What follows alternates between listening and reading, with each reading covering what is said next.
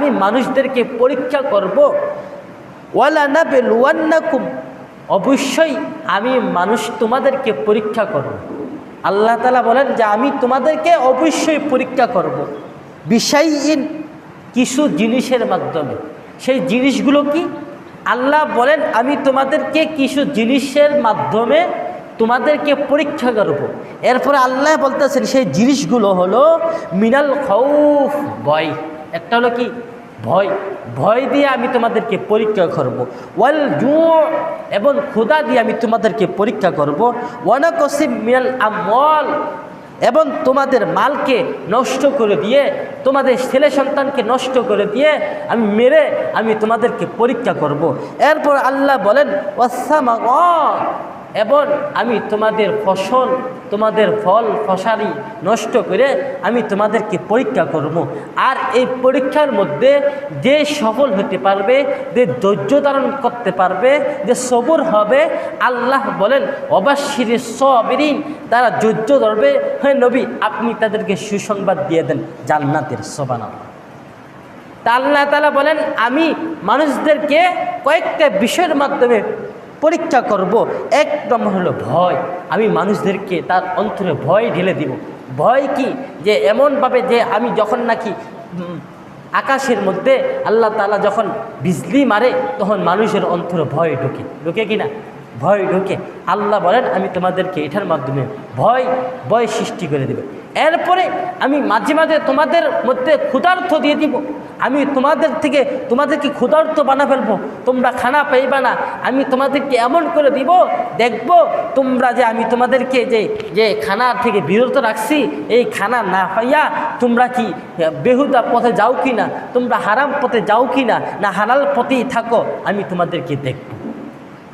এরপর আল্লাহ বলেন যে আমি তোমাদের কিছু ক্ষেত কামারি নষ্ট করে দিয়া আমি তোমাদের সন্তান, অল্প বয়সী সন্তানকে তোমাদের থেকে কাইরা নিয়া আমি তোমাদেরকে পরীক্ষা করব, দেখব তোমরা এর মধ্যে ধৈর্য ধরো কি না। যদি ধৈর্য ধরো তাহলে তোমাদের জন্য হবে জান্নাত। সুবহানাল্লাহ। কিভাবে? আল্লাহ তাআলা নবী বলেন যে মানুষদেরকে আল্লাহ তাআলা তাকে পরীক্ষা করেন। আল্লাহ তাআলা তার সন্তান, একটি ছোট সন্তান দান করেছেন। সন্তানকে আবার আল্লাহ তাআলা দুনিয়ার মধ্যে কয়েক মাস কয়েক বছর রেখে আবার ওই সন্তানকে নিয়ে যায়। আমাদের সমাজে এমনও মানুষ আছে যখন তার সন্তান মৃত্যুবরণ করে তখন সে আল্লাহ তাআলাকে দোষারোপ করে আর বলে আল্লাহ কি আমাকেই পাইছে, আমার সন্তানকে আমার থেকে কাইরা নিছে। নাউজুবিল্লাহ। এই কথা বলা যাবে না যে আল্লাহ সন্তান আপনাকে দিয়েছেন, আপনার ভালো হবে দীক্ষা, আপনার ভালো হবে বিদায়, এই কারণে আপনার সন্তানকে আপনার থেকে নিয়ে নিছে।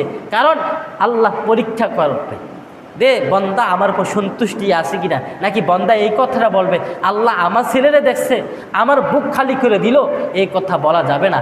তুমি বরঞ্চে যখন এগুলো আসবে, যখন তোমার ছেলে মৃত্যুবরণ করবে, যখন তোমার ক্ষেত নষ্ট হয়ে যাবে, যখন তোমার দোকান আগুনে পুড়ে যাবে, যখন তোমার বাড়ি ভেঙে যাবে বাতাসে, তখন তুমি বলবা আল্লাযীনা ইযা আসাবাতহুম মুসিবা, যখন তাদের সামনে মুসিবত আসবে, যখন তাদের ক্ষেত নষ্ট হয়ে যাবে, যখন তাদের দোকান ভেঙে যাবে, যখন তাদের ঘরের মধ্যে আগুন লেগে যাবে, যখন তাদের সন্তানকে আমি নিয়ে নিব, তখন তারা বলবে, যদি তারা বলে আল্লাযীনা ইযা আসাবাতহুম মুসিবা, যখন তাদের উপর মুসিবত আসলো, এইগুলো হলো, তখন তারা বলবো ক্বালু ইন্না লিল্লাহ, আমরা আল্লাহ। আমরা কার? আল্লাহ। এই কথাটা বলবো। ওয়া ইন্না ইলাইহি রাজিউন, এবং আমরা তারই দিকে ফিরে যেতে হবে। কার দিকে? আল্লাহর দিকে। তো আমরা সবার আল্লাহর এবং আল্লাহরই দিকে আমরা ফিরে যেতে হবে, এই কথাটা বলবো। তার মানে আমার যদি ফসল নষ্ট হয় আমি মনে কষ্ট নিব না। আমার ফসল নষ্ট হলে আমি বলবো ইন্না লিল্লাহ। কি বলবো? ইন্না লিল্লাহি ওয়া ইন্না ইলাইহি রাজিউন। সংক্ষিপ্ত বলবো ইন্না লিল্লাহ। আমার ক্ষেত নষ্ট হয়ে গেছে, ইন্না লিল্লাহ। আমার টাকা নষ্ট হয়ে গেছে, ইন্না লিল্লাহ। আমার সন্তান মারা গেছে, ইন্না লিল্লাহ। আমার বাড়ির মধ্যে আগুন লাগছে, ইন্না লিল্লাহ। আমার ঘরে আমার ব্যবসার মধ্যে লস হয়েছে, ইন্না লিল্লাহ। সর্ব অবস্থা আমি কি বলবো?